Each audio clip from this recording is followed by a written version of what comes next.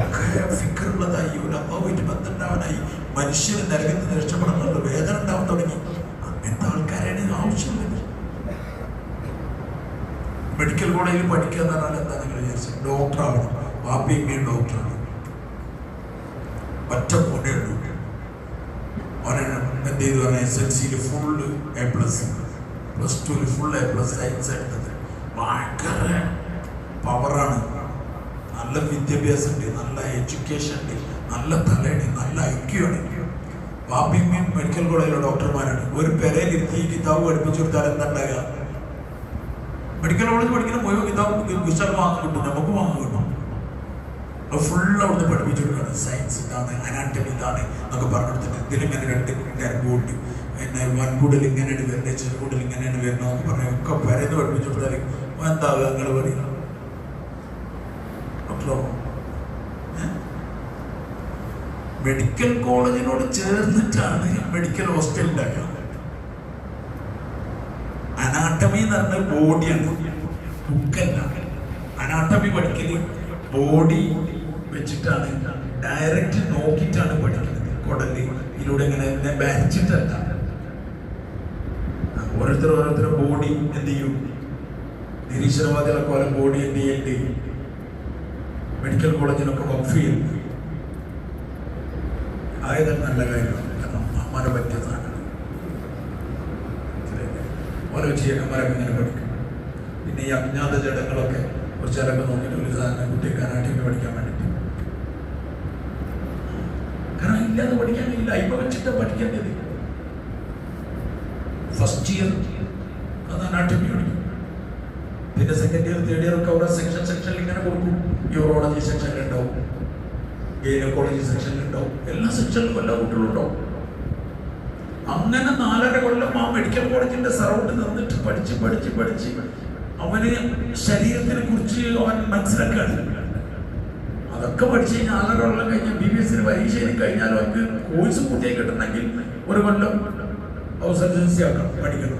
House surgency medical ഡിപ്പാർട്ട്മെന്റിൽ എവിടെയെങ്കിലും ജോലി ചെയ്യണം. ഹോസ്പിറ്റലുകളിൽ, മെഡിക്കൽ കോളേജിന്റെ കീഴിലുള്ള ഗവൺമെന്റ് ഹോസ്പിറ്റലുകളിൽ എവിടെയെങ്കിലും കറക്റ്റ് ഹാജരുണ്ടാവണം.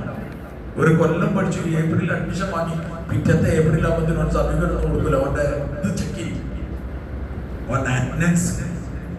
അത് കൃത്യമായിട്ട് ഫുൾ വർഷം ഉണ്ടെങ്കിൽ മാത്രമേ ഉള്ളൂ അവർക്ക് അത് കൊടുക്കില്ലെങ്കിൽ ആ അത്രയും സർവീസ് ചെയ്യണം. ഇപ്പൊ ആരോട് പറഞ്ഞിട്ട് 2 കൊല്ലാക്കിയിട്ടുണ്ടെന്നൊക്കെ പറഞ്ഞു. ശരിയാണോ എനിക്കറിയില്ല. അവൻ അവിടുന്നാണ് പഠിച്ചെടുക്കേണ്ടത്. രോഗികളുടെ ഇടയിൽ നിന്നിട്ട് അവൻ പഠിക്കുമ്പോഴാണ് അവന്റെ അവർക്ക് പ്രയോജനപ്പെടുന്നത്. ഇതേപോലെ ഇൽമ് സഹാബാക്കൾ നേടിയെടുത്ത് ദഅവത്തിന്റെ മിസാജിലൂടെ അവിടെ ഒരു ഇൽമിൽ തറക്കി നോലിൽ എഴുതിയൊക്കെ പേപ്പറിലിരുന്നു. ഓരോ റെക്കോർഡ് ചെയ്യാനുള്ള റെക്കോർഡിംഗ് ഉപകരണങ്ങളില്ലായിരുന്നു. പിന്നൊക്കെ ഈ ഹദീസുകൾ എങ്ങനെയാണ് ഒരു സമാഹരിച്ചത്? ഓരോ ഹൃദയത്തിലും ഓരോ ജീവിതത്തിലും ഓരോരോ സന്ദർഭത്തിലാണ് അവർ പഠിക്കുന്നത്. ആ പഠിക്കുന്നത് അതാത് സമയത്ത് ഒരു കറക്റ്റ് ഓർമ്മ ഉണ്ട്.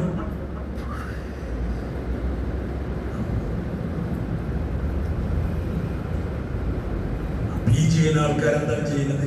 കുറെ ബുക്ക് വായിക്കുന്നില്ല, ഓരോ ഏതെങ്കിലും ഒരു ഡോക്ടർ കീഴിൽ നിൽക്കുകയാണ്. ഓർത്തോന്റെ PG ചെയ്യുന്ന ഒരാൾ ഒരു ഓർത്തോ സെക്ഷനിൽ അങ്ങനെ ജോലി ചെയ്ത് സർജറി, പിന്നെ ഹോസ്പിറ്റലിൽ നിന്ന് പുള്ളിയുടെ മെയിൻ ഡോക്ടർമാർ ചെയ്യുന്ന കണ്ട് പഠിച്ച് പിന്നെ അവനോട് ചെയ്യിപ്പിച്ച് അവസാനം വലിയ വലിയ ഡോക്ടർമാരുണ്ടാവും. ഇന്ന ആള് അയാളാണ് സർജറി എന്ന് പറയും. സത്യത്തിൽ അയാളുടെ ചിലപ്പോൾ ഓഫീസിൽ ഇരിക്കുന്നുണ്ടാവുള്ളൂ. സർജറി ഒക്കെ ചെയ്തായിരിക്കും ഈ PGക്ക് പഠിക്കുന്ന ഈ കുട്ടികളെ സർജറി ഉണ്ടായി. കാരണം ഓരോ അതിന്റെ അവസ്ഥയിലേക്ക് എത്തിക്കുകയാണ്. ഇതേപോലെ പഠനകാലത്ത് ഈ ഇൽമിനെ പ്രാവർത്തികമാക്കി ഇൽമിനെ ഉപകാരപ്പെടുന്ന നിലയിലാക്കി എടുത്താൽ നമ്മുടെ ഇൽമ് തറക്കുണ്ടാവും, തറസ്സുഖുണ്ടാവും, അതിന് ഉറപ്പുണ്ടാവും, പുസ്തകമുണ്ടാവും, നമുക്ക് തക്കവുണ്ടാവും. അതുകൊണ്ട് ദഅവത്തിന്റെ പരിശ്രമം പഠിക്കണ കാലത്ത് തന്നെ ചെയ്തോണ്ട് പോവാം. പിന്നെ ചെയ്യാന്ന് വിചാരിച്ചാൽ ചിലപ്പോൾ നടക്കില്ല. ഞങ്ങളോട് തുറന്ന് പറയണം, ആലിമായി കഴിഞ്ഞാൽ നമുക്ക് വേറെ അവസ്ഥ. എൽബോർഡുള്ള വണ്ടി ഏത് റൂട്ടിൽ മുന്നിൽ കൊണ്ടാവും, ഓഫായി, ഒരു കുഴപ്പമില്ല. ഉണ്ടോ? KSRTC ബസ്സിന് കൊണ്ടത് എൽബോർഡ് വണ്ടി ഓഫായി, ഡ്രൈവർ ഇറങ്ങി പുരുഷമില്ല. അയാൾക്ക് സൈഡ് ഉണ്ടെങ്കിൽ അയാൾ സൈഡ് എടുത്ത് പോയിക്കോളും. ആരും ഒരു ചീത്തറില്ല, കാരണം അതിന് എൽബോർഡ് ഉണ്ട്. ദാവത്തിന്റെ പരിശ്രമം ചെയ്ത് പഠിക്കാൻ പറ്റുന്ന സമയം മുതാലിമായിരിക്കുന്ന കാലത്താണ്. ആലിമായി അയാളെന്ന് എന്തെങ്കിലും അബദ്ധം പറ്റിയ അപ്പൊ ആൾക്കാർ ഇടപെടും. എന്തായാലും അയാൾ നമുക്ക് ചോദിക്കും. മുതാലിം ഏതോ ഒരു കുഴപ്പമുണ്ടായ കാരണം പഠിച്ചുകൊണ്ടിരിക്കണം. അതുകൊണ്ട് ഇപ്പം തന്നെ ഈ പരിശ്രമത്തിന്റെ അവസ്ഥകൾ നമ്മൾ പഠിച്ചുകൊണ്ട് പോവുക. റവാക്കി എങ്ങനെ പറയേണ്ടത്, വാപസ് എങ്ങനെ പറയേണ്ടത്, അതൊക്കെ നമ്മൾ പഠിച്ചാൽ നമുക്ക് മുന്നിലേക്ക് പോകാൻ കഴിയുള്ളൂ. കൂട്ടുകാരെ കൂട്ടി നടക്കാൻ പറ്റുള്ളൂ. അതുകൊണ്ട് നമ്മൾ നാട്ടിൽ പോകുമ്പോൾ ജമാഅത്തുകളുടെ അതിൻ്റെ കൂട്ടത്തിൽ കൂടി കൊടുക്കണം. ജമാഅത്തിന്റെ കൂട്ടത്തിൽ ജമാഅത്തിന്റെ ആൾക്കാരെ പരിചയപ്പെടണം. ജമാഅത്ത് ആ പള്ളിന്റെ ടൂറിസ്റ്റ് വെച്ചാൽ ഈ പള്ളിക്ക് പോയാൽ എങ്ങനെ തായാലും മനസ്സിലായി. ജമാഅത്ത് ഈ പള്ളിയിലുണ്ട്, പുറത്ത് വേറെ പള്ളി ഉണ്ടെങ്കിൽ നിസ്കരിക്കാൻ ആശ്രയിക്കാൻ അങ്ങോട്ട് പോകാം. കാരണം നാട് ജമാഅത്തുണ്ട്, വല്ല വ്യസ്തനെ കുറിച്ചാക്കിയാലോന്ന് വിചാരിച്ചിട്ട് കേസൊക്കെ ഓങ്ങനെ അങ്ങനെ തായാലും ആ ജമാഅത്തിൽ പോയി ദായയോട് കുറച്ചേരം വർത്താനം പറഞ്ഞു, ദാവത്തിന്റെ കാര്യങ്ങൾ ചോദിച്ചു, കേട്ടു, പറഞ്ഞു, ഇരുന്നു, സാധ്യത പരിചയപ്പെട്ടു. അതാണ് അവർക്ക് ഇതിൽ എൻട്രി. അതുകൊണ്ട് എപ്പോഴും നമ്മൾ ഇതിൻ്റെ പരിശ്രമമായിട്ട് ഇങ്ങനെ ഇടപഴകി ജീവിച്ചുകൊണ്ടേയിരിക്കും. മദ്രസയിലും ഇതിൻ്റെ അമലുകൾ ചെയ്തുകൊണ്ടിരിക്കണം. ചെയ്യേണ്ട അമലുകളൊക്കെ നമ്മളോട് പറഞ്ഞു. വർഷാവസാനമാകുമ്പോഴേക്കും നമുക്ക് അള്ളാഹുവിൻ്റെ മാർഗത്തിൽ പുറപ്പെടണമെന്നുള്ള ഫിക്കറിലുള്ള ചിന്തകൾ, അതിനുള്ള പൈസ സ്വരൂപിക്കൽ, ആ കാര്യങ്ങളൊക്കെ നമ്മൾ ഇവിടെ തന്നെ ചെയ്തുകൊണ്ട് പോകണം. നമ്മുടെ ആഗ്രഹത്തിൽ നമുക്ക് അപ്പോൾ മദ്രസ ചിലവാക്കാൻ തന്ന പൈസ കുറച്ച് മാറ്റി വെച്ചു, കുറച്ച് പൈസ സ്വരൂപിച്ചു, ഒരു 500 രൂപ അങ്ങനെ ഉണ്ടാക്കി. പോകാൻ നേരത്തെ ഉപ്പാനോട് ഒരു 500 രൂപ വാങ്ങി 1000 രൂപയോട് പുറപ്പെട്ടു. മാഷാല്ലാ. ഇല്ല 1000 രൂപ നമ്മളുണ്ടാക്കി 1000 രൂപ ഉപ്പാനോട് വാങ്ങി. മാഷാല്ലാ. ആ കുട്ടി ദായിയായി വരും. ദായിയായി വന്നാൽ ആ കുട്ടിനെ കൊണ്ട് ഒരുപാട് ആലിമിനെ കൊണ്ട് ഒരുപാട് ഉപകാരങ്ങൾ. അതുകൊണ്ട് ദാവത്തിന്റെ ഈ ഫിക്കർ, ദാവത്തിന്റെ ഈ പരിശ്രമം, ഇത് നമ്മൾ നമ്മുടെ ജീവിതത്തിന്റെ ഭാഗമാക്കി കൊണ്ടുപോകണം. ഇതൊരു കോഴ്സൊന്നുമല്ല, ഇതൊരു പ്രത്യേക വിഭാഗമല്ല. അവർ ദായികൾ, വേറൊന്നല്ല, ഒക്കെ തന്നെയാണ്. ആലിമിനാണ് അതിന് കൂടുതൽ ഉത്തരവാദിത്തം.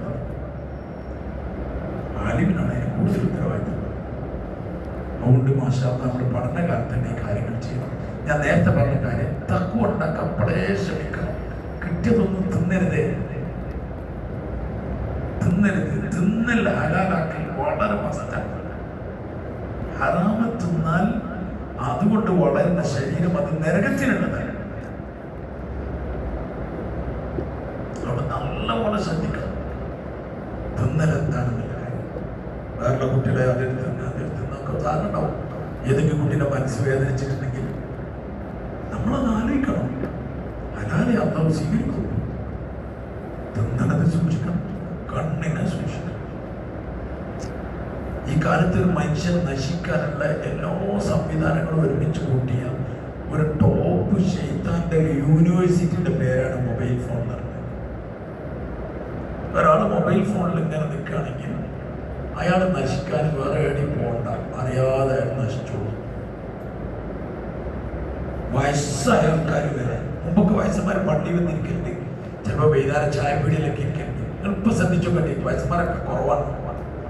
പള്ളിയിലും കുറവാണ്, ചായപ്പീടിയിലും കുറവാണ്, എല്ലായിടത്തും കുറവാണ്. ഇപ്പം എന്താ പരിപാടി അറിയാം? പെരയിൽ ഇടയ്ക്കിലും ഒരു ചാരി കസാര ഉണ്ടെങ്കിൽ അത് വെച്ച് ഇങ്ങനെ തോണ്ടിക്കൊണ്ടിരിക്കുകയാണ്.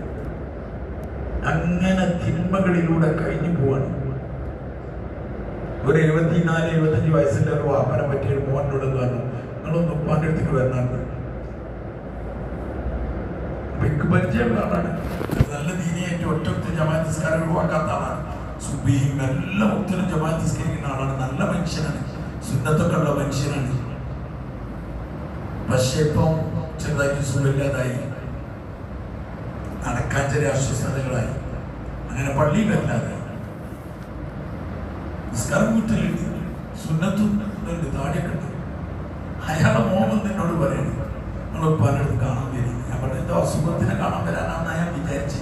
ഞാൻ പറഞ്ഞു ഞാൻ നാളെ പോകുമ്പോൾ പല കണ്ടിരുന്നല്ലോ. ഞാൻ നാളെ ഒരു പരിപാടിക്ക് പോയപ്പോൾ അദ്ദേഹത്തിൻ്റെ വീട് അവിടെയാണെന്ന് പറഞ്ഞപ്പോൾ ഞാൻ അവിടെ രാത്രി കയറി കണ്ടിരുന്നു. ഒരു 9-10 അദ്ദേഹം കിടക്കാൻ പോണേ ഉള്ളൂ. ഞാൻ പോയി കണ്ടിരുന്നു. ഞാൻ കണ്ടിരുന്നല്ലോ എന്ന് പറഞ്ഞു. അന്ന് അത് അവനോടല്ല, അവൻ്റെ ജ്യേഷ്ഠൻ്റെ വീട്ടിലാവട്ടെ. അപ്പോൾ എന്നോട് പറഞ്ഞു, ആ ഉമ്മ പറഞ്ഞിരുന്നു നിങ്ങൾ വന്നിരുന്നു എന്ന് പറഞ്ഞിരുന്നു. ഞാൻ അങ്ങനെ കാണാനല്ല പറഞ്ഞത്, ഞാൻ പിന്നെ എങ്ങനെ കാണാനാണെന്ന് ചോദിച്ചു. അപ്പോൾ എന്നോട് പറഞ്ഞു, ഇപ്പം ഫുൾ ടൈം മൊബൈലാണ്. 74-75 വയസ്സിൽ നടക്കാൻ പറ്റില്ല. നിങ്ങൾ ആലോചിച്ച് നോക്കി, മരിക്കാനുള്ള സമയത്ത് ഈ ഹറാമിലായി മനുഷ്യൻ മരിച്ചു. അത്ര വലിയൊരു ശർമ്മ പിടിച്ച സാധനമാണ്. അതുകൊണ്ട് ഈ പ്രായമുള്ള കുട്ടികളെ മുഴുവനും അതിലേക്ക് ആകൃഷ്ടരാണ്. ലീവിന് വന്ന മലിബാബന്റെ ഫോണ് അല്ലെങ്കിൽ സ്വന്തം ഫോണ് ഒക്കെ കരസ്ഥമാക്കി അതിന്റെ തിന്മകളിലൂടെ ജീവിക്കുക. ഇൽമിന്റെ നൂറ് എങ്ങനെ ഉണ്ടാകുക നിങ്ങൾ ഒറ്റ ആലോചിക്കാൻ.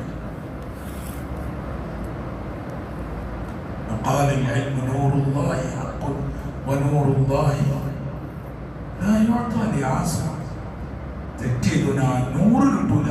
റൂഫുകൾ നുക്കൂച്ചുകൾ എന്ന് പറഞ്ഞാൽ നമ്മൾ പറഞ്ഞ സാധനമൊക്കെ കിട്ടും, പ്രകാശം മാത്രം കിട്ടൂല. പ്രകാശം ഇല്ലാതെ എന്താ ഉണ്ടായിട്ട് കാര്യം? ബൾബ് തന്ന സാധനം വെളിച്ചില്ല, എന്താ അതുകൊണ്ട് മൊബൈലിന്റെ ഉപയോഗം ഇത് മദ്രസയുടെ നിയമമായിട്ടല്ല ഞങ്ങളോട് പറഞ്ഞു, ഇത് ജീവിതത്തിന്റെ നിയമമാക്കി ഒഴിവാക്കിയേക്കും. നമ്മൾ തഖ്വയിൽ ജീവിക്കും. ആവശ്യത്തിനത് ഉപയോഗിക്കാതെ കുറ്റമല്ല, ആവശ്യം കഴിഞ്ഞ് ഉപയോഗിക്കും. പഠനകാലത്ത് നമുക്ക് എന്തിനാ മൊബൈലിന്റെ ആവശ്യം? ഒരാവശ്യമില്ല. അതുകൊണ്ട് അതിനോട് അവോയ്ഡ് ചെയ്ത് നോക്കിയാൽ മുത്തഖീങ്ങളാവും. അല്ലാഹുവിന്റെ സഹായം ഉണ്ടാവും, അമലിൽ രസം ഉണ്ടാവും, നിസ്കാരത്തിൽ ലസ്സത്ത് ഉണ്ടാവും, നിസ്കാരത്തിൽ ലസ്സത്ത് ഉണ്ടാവും. മുതഅല്ലിമീങ്ങളുടെ ജമാഅത്ത് പുറത്തുനിന്നുള്ള കുട്ടികളാണ്, കേരളത്തിന് പുറത്തുനിന്നുള്ള. അപ്പൊ മുതഅല്ലിമീങ്ങളുടെ ജമാഅത്താണ്. ഞാൻ സാധാരണ മുതഅല്ലിമീങ്ങളുടെ ജമാഅത്ത് നമുക്കറിയാം. അപ്പൊ ഞാനിങ്ങനെ ഒരു പള്ളിയിൽ ഇരുന്നപ്പോൾ ആ പള്ളിയിൽ ഞാൻ പള്ളിയിൽ വരുമ്പോൾ ആ പള്ളിയിൽ ഇങ്ങനെ കുറച്ച് മുതിർന്ന കുട്ടികളാണ് അവരുണ്ട്. അപ്പൊ ഞാൻ അവരെങ്ങനെ പോലെ ഒരിക്കലും അറിയുന്നില്ല. ഞാനവിടെ സൈഡിൽ ഇങ്ങനെ ഇരിക്കട്ടെ, അവരെങ്ങനെ ഒരു നിസ്കരിക്കുന്നു, ഒരു നിസ്കരിക്കുന്നു. സത്യത്തിൽ എന്താ ഞാൻ പറഞ്ഞത്, ആ നിസ്കാരം കണ്ടിട്ട് കൊതിയാവും. അത്ര സൂക്ഷ്മതയോടുകൂടി ആ കുട്ടികൾ നിന്ന് അനങ്ങാതെ നിന്നിട്ട് നിസ്കരിക്കുന്നത്. 2-3 കുട്ടികൾ ഒരെന്തോ പോഹായോ മറ്റോ നിസ്കരിക്കുന്നത് സുന്നത്ത്. ഞങ്ങൾ നോക്കുമ്പോൾ വൃത്തിയിൽ നിസ്കരിക്കുന്നു. അപ്പൊ ഞാൻ ഇങ്ങനെ ആലോചിച്ചു, ശരിക്കും അല്ലാഹുവിന്റെ വഴി പുറപ്പെട്ടിട്ട് ആ കുട്ടികളിൽ ഉണ്ടായിട്ടുള്ള ഗുണാണത്. അവനവന്റെ നിസ്കാരം ശരിയാക്കുക. ഇത് നമുക്ക് മദ്രസയിൽ കഴിയും, ഇത് നമുക്ക് മദ്രസയിൽ കഴിയും. നമ്മളെ നിസ്കാരം നന്നാക്കുക, നമ്മളെ ചിട്ടയോട് കൂടി വെക്കുക. മദ്രസന്റെ നിയമമായിട്ടല്ല ജമാഅത്ത് നിസ്കരിക്കുന്നത്. മസ്ബൂക്കായ നാസ്ത മുടങ്ങും അതിന്റെ പേരിൽ നിസ്കരിക്കാനില്ല. നമ്മൾ അല്ലാഹുവിന് വേണ്ടി നിസ്കരിക്കും. ആ നിസ്കാരത്തിൽ രസം ഉണ്ടാവും, നിസ്കാരത്തിനെ പ്രതീക്ഷിച്ചിരിക്കും. ഈ അമലുകളൊക്കെ ചെയ്യാൻ പറ്റിയ സ്ഥലമാണ് മദ്രസ. വൈകുന്നേരത്തെ ദിക്ർ പൂർത്തിയാക്കാൻ പറ്റും. വെറുതെ ഇഖ്ലാസോട് കൂടി അതിന് സമയം ഈ കാര്യങ്ങളെ പറ്റി ഒന്ന് ആലോചിക്കും. ഈ കാര്യങ്ങളെ പറ്റി ആലോചിക്കും. അവസാനം അവർക്ക് ജമാഅത്തുകൾ പോകാനുള്ള തർത്തീബ് ഇപ്പം തന്നെ ഉണ്ടാക്കി. നമ്മുടെ മേലാരും നിർബന്ധിക്കാൻ പറ്റില്ല. ഒരു വർഷം ഇമാമത്തിൽ നിന്ന് എനിക്ക് പിറ്റത്തെ വർഷം ജമാഅത്ത് പോയിക്കൊള്ളി. അതിന്റെ ഹൈറെന്താണെന്ന് കുറച്ച് കാലം കഴിയുമ്പോഴേ മനസ്സിലാവും. അള്ളാഹുവിന്റെ മാർഗത്തിൽ പുറപ്പെട്ടാലും ഹിഫ്ള് പൂർത്തിയാക്കാൻ ദൈവബന്ധ ജമാഅത്തുണ്ട്. അത് മസൂദ് വന്നപ്പോൾ എന്നോട് പറഞ്ഞു, ഞങ്ങൾക്ക് 3 സ്ഥലം അവിടെ നിസ്കരിക്കാനുണ്ട്.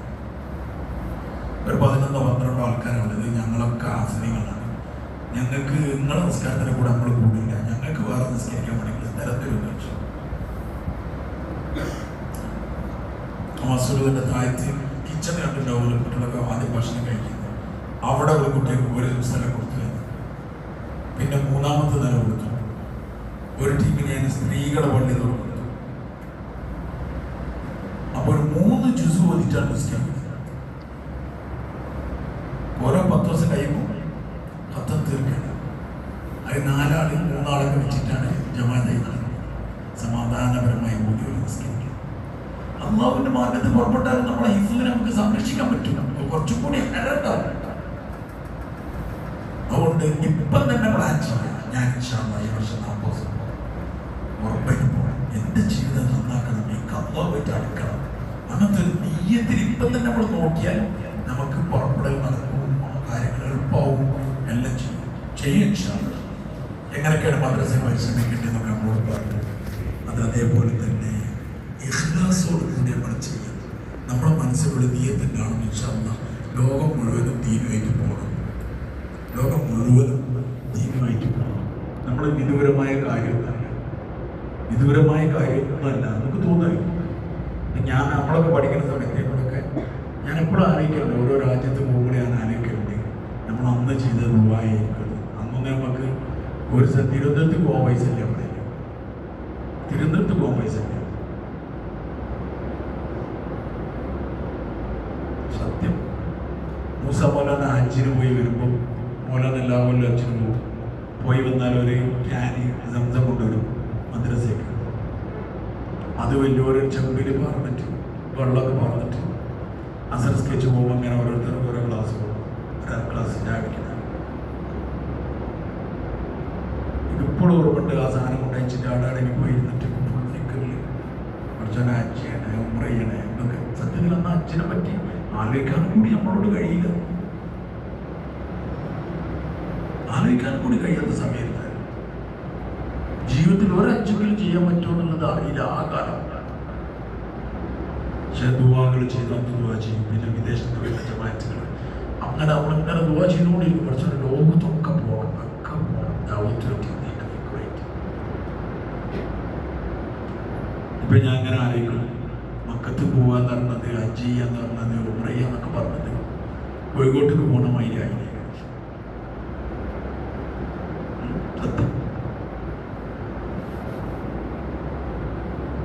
നമ്മൾ അല്ലാഹുവിനെ അത്ര ആ കോലത്തിൽ എളുപ്പമാക്കാൻ ഏതെല്ലാം രാജ്യങ്ങളിൽ പോകുന്നു, ഏതെല്ലാം സ്ഥലത്ത് പോകുന്നു. ഈ സമയത്ത് ചെയ്യുന്ന ദുആയാണ്. ഹൃദയംഗമായി നമ്മൾ ദുആ ചെയ്തുകൊടുക്കുക.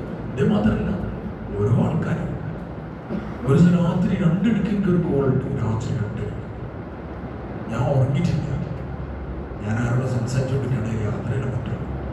അപ്പോൾ കോള് ഞാൻ അറ്റൻഡ് ചെയ്തു. അപ്പോൾ ഒരാളിനോട് ഉറുദുവിൽ സംസാരിക്കുകയാണ്. അപ്പോൾ അയാൾ സംസാരിക്കുന്നത് ബ്രസീലിൽ നിന്നാണ്. സമയം എന്നൊക്കെ ചോദിച്ചിട്ടാണ് അയാളോട് സംസാരിക്കുന്നത്. അപ്പൊ എനിക്കയാളറിയില്ല, ബ്രസീൽ ആരും പരിചയക്കാരില്ല. ഞാൻ ശരിയായിരുന്നു. പിന്നെ അയാൾക്കറിയാം, അയാളുടെ കൂടെ ഇന്ത്യയിൽ വന്നപ്പോൾ എന്നെ കണ്ടിരുന്നു, വർത്തമാനം പറഞ്ഞിരുന്നൊക്കെ പറഞ്ഞു. എനിക്ക് ഓർമ്മയില്ല. എന്നിട്ട് പറഞ്ഞു ഒക്കെ ദോസ്ത് മേരെ പാസ് ഏതുണ്ട് എന്ന് പറഞ്ഞിട്ട് കൊടുത്തപ്പോൾ മുസ്ലിം മൗലവിയാണ്.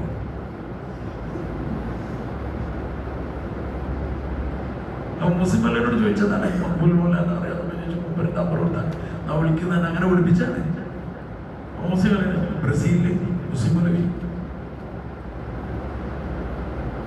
ജമാഅത്തിലുണ്ട്. ഞാൻ പറഞ്ഞു അങ്ങനത്തെ കുറേ മനുഷ്യന്മാർ എവിടൊക്കെ രാജ്യങ്ങളിൽ എവിടൊക്കെ ആൾക്കാരാണ്, എവിടൊക്കെയാണ് ആൾക്കാർ പോണത്, ഏതൊക്കെ രാജ്യങ്ങളിൽ ആൾക്കാർ പോകട്ടെ. മൗറിത്താനിയൊക്കെ ആസ്മോലയുടെ സ്വന്തം നാടാണ് അല്ലേ?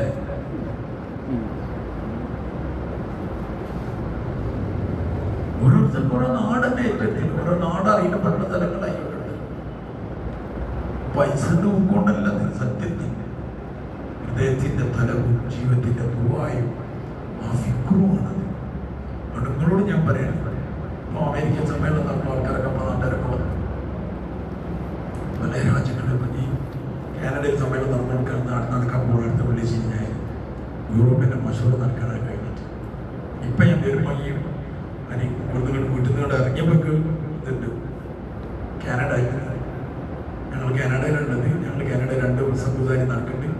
ഒരു സമുദായം നടക്കുന്നിടത്താണുള്ളത്. ഞങ്ങൾക്ക് റൂട്ട് ഇട്ടിട്ടുണ്ട്, ഞങ്ങൾ അങ്ങോട്ട് പോകണമെന്നൊക്കെ പറഞ്ഞിട്ട് എനിക്ക് ഈ വരുന്ന കാറിൽ നിങ്ങൾക്ക് പോകണം.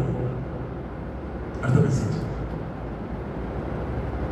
നമ്മുടെ നാട്ടുകാരൊക്കെ അങ്ങനെ പോവാണ്. ഓരോരുത്തർ ഇപ്പോൾ ഓസ്ട്രേലിയയിൽ ഡിസംബറിലുണ്ട്. അങ്ങനെ ഓരോ രാജ്യത്ത് സമ്മേളനം നടക്കുന്നുണ്ട്. ആൾക്കാർ പോയിക്കൊണ്ടിരിക്കുന്നുണ്ട്. ആൾക്കാർ ദുനിയാവിന് വേണ്ടി പോവുക, ദീനിന്റെ വളമാക്കൾ ദീനിന് വേണ്ടി പോകണം. അല്ലാഹുതആല ദീനിന്റെ ശബ്ദങ്ങൾ അവിടെയൊക്കെ എത്തിക്കണം. എവിടൊക്കെ എത്തിക്കണം. അതുകൊണ്ട് ഫുൾ ഫിക്റൊക്കെ ദുആ ചെയ്തോണ്ടിരിക്കുക. കുറച്ചൊക്കെ ലോകത്ത് ദീനായിട്ട് പോകണം. അതിനോട് ഇവിടെ നല്ലോണം ദുആ ചെയ്തോണ്ടിരിക്കുക. ചെയ്യലില്ല അല്ലാഹ് കബൂലാക്കുമാറാകട്ടെ. നമ്മളെല്ലാവരും മുത്തഖീങ്ങളും സ്വാലിഹീങ്ങളുമാകട്ടെ. ഈ ഇരിക്കുന്ന ഇതൊക്കെ ആലിമായി വന്നാൽ, ദായികളായി ഇതിന്റെ പരിശ്രമം ചെയ്യുന്നവരായി വന്നാൽ ഈ നാടിന്റെ മുഖം മാറും, ഈ സംസ്ഥാനത്തിന്റെ മുഖം മാറുന്നതിന് എന്ത് സംശയമാണ്? എന്ത് സംശയമാണ്? ഇത്ര ആൾക്കാരുണ്ട്. അതുകൊണ്ട് ഇൻഷാ അല്ലാഹ് നിങ്ങൾ എന്തായാലും ഈ ഫിക്ർ ഏറ്റെടുക്കൂല ഇൻഷാ അല്ലാഹ്. അല്ലാഹു തആല കബൂലാക്കുമാറാകട്ടെ. ഖൈറിന്റെ വാതിൽ തുറക്കട്ടെ.